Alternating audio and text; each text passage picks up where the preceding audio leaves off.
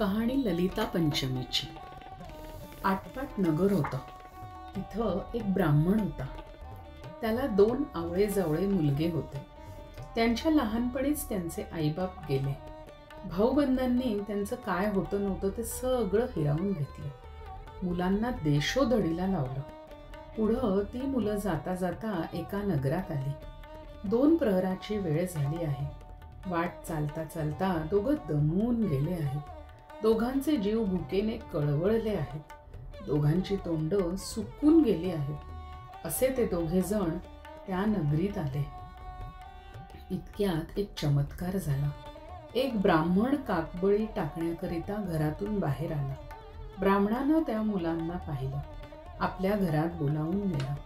जेवू घातलं, खाऊ घातलं. नंतर त्यांची सगळी हकीकत विचारली.